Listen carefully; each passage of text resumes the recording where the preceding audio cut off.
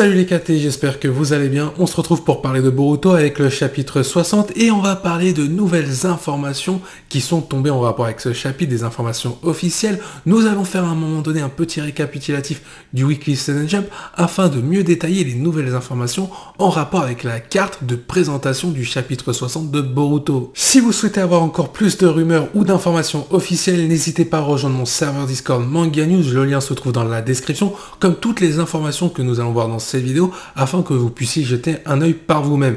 Concernant mon Discord, vous pourrez parler avec ma communauté et moi-même tout en participant à différents concours manga pour remporter des lots comme des figurines derrière moi ou des tomes manga au choix. Cela va dépendre du choix du vainqueur. Évidemment, si vous appréciez mon travail, notamment au travers des différentes vidéos que je peux vous proposer et les nombreuses théories ainsi que les possibilités concernant la suite de l'œuvre Boruto ou d'un autre manga comme Dragon Ball Super, n'hésitez pas à liker, de vous abonner, ça ne coûte rien et ça me fera extrêmement plaisir. Bien, il est temps de faire un récapitulatif du Weekly Shonen Jump en regardant les informations du site Epic Stream qui nous dévoile la fameuse carte de présentation du chapitre 60. En faisant le petit récap du Weekly Shonen Jump, on aura de quoi savoir un peu en termes de détails ce qui pourrait se produire dans ce chapitre 60 de Boruto. N'hésitez pas à donner votre avis concernant les différents points que nous allons voir dans cet article en commentaire. Aperçu de la carte de présentation du chapitre 60 de Boruto. Code et son équipe avancent vers leurs objectifs et sont prêts à exécuter leur plan envers le Hokage et le village de Konoha. Les shinobi ainsi que Boruto sont prêts à accepter leur destin. Les points clés de l'article du Weekly Shonen Jump concernant le chapitre 60 de Boruto. Un ennemi encore plus grand menace Boruto et les autres alors qu'ils luttent pour la justice. Préparation à l'attaque imminente de Kara. L'entraînement de Boruto et Kawaki. Un nouveau cyborg apparaît, Daemon. La bataille finale approche. Commençons avec les premières analyses, notamment l'entraînement entre Boruto et Kawaki qui va se poursuivre dans le chapitre 60. Alors souvenez-vous, dans le chapitre 58, Boruto, au travers d'un entraînement avec Kawaki plutôt rigoureux, Boruto avait fait une leçon morale concernant la force d'un shinobi qui était acquis par eux-mêmes suite à de nombreux entraînements, alors que Kawaki, sa propre force, venait du Kama et il en était dépendant. Et pour montrer cette opposition-là, on pourrait très bien voir un Kawaki de plus en plus partagé quant à l'idée de récupérer le Kama avec la proposition d'Amado, ce qui irait à l'encontre des convictions de Boruto qui nous avait été proposées lors du chapitre 58. Je tiens également à faire un constat, mais l'opposition entre Boruto et Kawaki n'a pas commencé depuis quelques chapitres, mais bien depuis leur naissance. Le fait que Boruto soit né dans un monde plutôt aisé, avec quasiment aucune inégalité le concernant, le fait d'avoir vécu une éducation auprès de la famille Uzumaki, ça a contribué grandement au bonheur de Boruto, alors que d'un côté on a un Kawaki avec son enfance un peu terrible, voire même blessante sur le fait qu'il a connu des coups avec son père, et notamment tout le massacre autour avec le personnage de Jigen,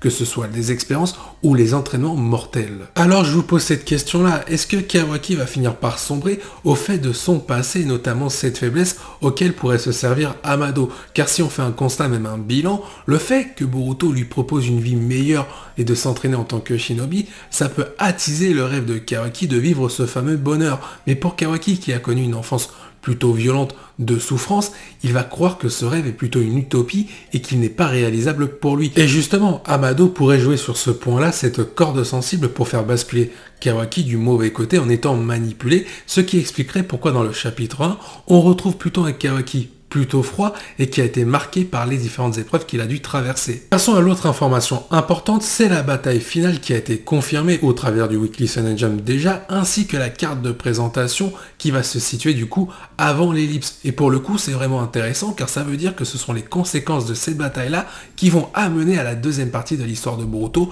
Alors est-ce que ce sera Boruto Shippuden? Je vous laisse donner votre avis en commentaire. Faisons avant tout un petit bilan du côté des personnages de Code, Eda, Daemon, ainsi que du côté du camp Naruto, Sasuke, Boruto, Kawaki et les autres shinobi. Si on regarde bien, on a un camp qui est plutôt en pleine évolution en termes de puissance. Il s'agit celui de Code avec le recrutement qu'il a fait et un recrutement plutôt stratégique. Il a pris le personnage d'Eda pour avoir un coup d'avance sur toutes les stratégies envers le village de Konoha et il a pris le personnage de Daemon pour des combats à la force, à la brute, pour vaincre des adversaires qui auront la haine de tuer Daemon et qui seront supérieurs à lui. Mais Daemon, grâce à sa capacité, va pouvoir intensifier sa force pour pouvoir les tuer. Il ne faut pas oublier aussi la puissance colossale que possède le personnage de Code, déjà avec son limiteur, mais sans limiteur, quels dégâts ça pourrait donner, ça risque d'être monstrueux, mais il y a aussi une autre puissance monstrueuse et colossale, c'est Jubi. Alors imaginez Code qui se pointe avec Daemon, Eda au village de Konoha, ainsi que Jubi, là pour moi les shinobi ne pourront pas arrêter cette menace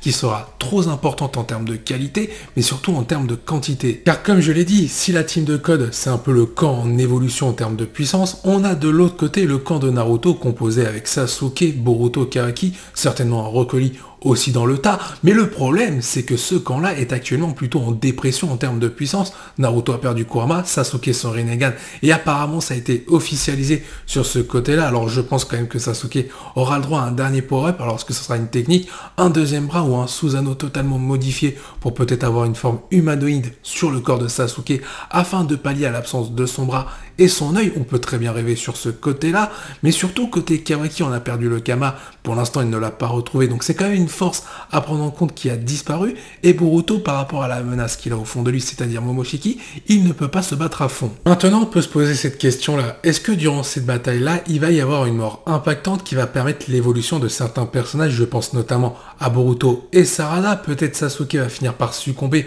en ayant une dernière aide d'honneur, un peu l'équivalent de Naruto en mode Baryon, avec un Sasuke se sacrifiant avec une nouvelle technique afin d'éliminer un des trois ennemis, que ce soit Code, Daemon et Eda. Moi je pense plutôt sur la solution que ce sera Daemon qui risque de mourir face à Sasuke au travers d'un sacrifice. Après, faut pas oublier une information officielle aussi, Kakashi qui va être remis en avant dans la suite de l'œuvre Boruto. Peut-être que c'est dans cette bataille-là qu'on va le voir à l'œuvre et que celui-ci va se sacrifier en tant que 6e Hokage. Ça ferait honneur aux convictions de son père Sakumo attaqué. Par exemple, une potentielle mort de Kakashi aurait deux aspects plutôt positifs. L'évolution du personnage de Sarada qui veut devenir Hokage, elle pourrait avoir une vision du monde shinobi beaucoup plus intense et détaillée par rapport aux événements qui sont en train de se produire en rapport avec cette bataille concernant le personnage de Code, ainsi qu'un développement final pour le personnage de Kakashi qui pourrait conclure un peu cet arc entre lui et son père qui n'a jamais réellement eu de fin. Ce qui pourrait être très intéressant, c'est un Kakashi qui va défendre le village de Konoha avec les convictions de son père,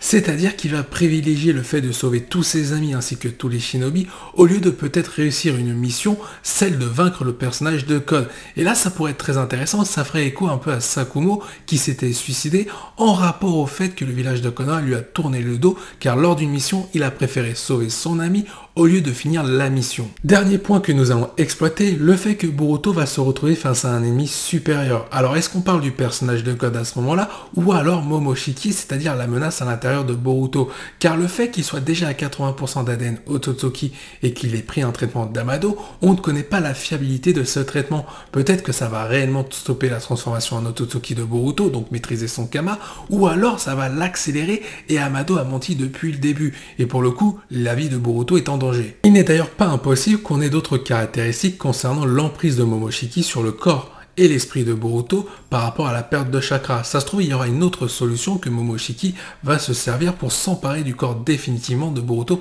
ainsi que son esprit.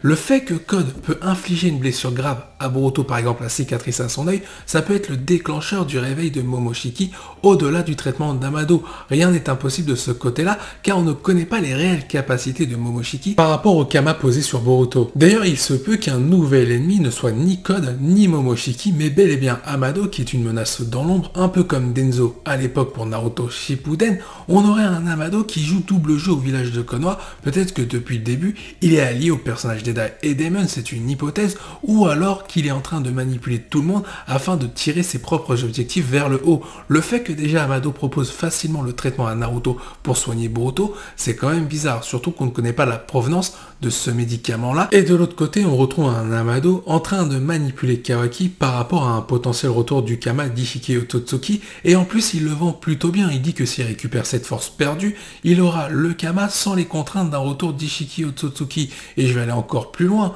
mais un ennemi supérieur par rapport à Code, ce n'est pas forcément que par rapport à la puissance, mais aussi par rapport à l'intelligence. Par exemple, on a Shikamaru face à Hidan. Alors après, peut-être que c'est bel et bien le personnage de Code qui nous est mentionné et que celui-ci va évoluer en termes de caractéristiques, notamment par rapport au Kama Blanc qui nous a pas dévoilé toutes les capacités, et il faut pas oublier que s'il enlève son limiteur, on aura d'autres capacités supérieures au monde Shinobi de ce qu'on a vu jusqu'à maintenant. Et Amado, justement, pourrait tourner sa veste au village de Konoha en aidant finalement le personnage de Code afin de tout simplement d'éviter de se faire tuer. Amado peut trahir le village de Konoha car tout simplement c'est un opportuniste qui choisit le camp des vainqueurs. Cette vidéo touche à sa fin, j'espère qu'elle vous a plu. N'oubliez pas de donner votre avis en commentaire, de liker, de vous abonner. Je vous dis à la prochaine, portez-vous bien, salut les KT.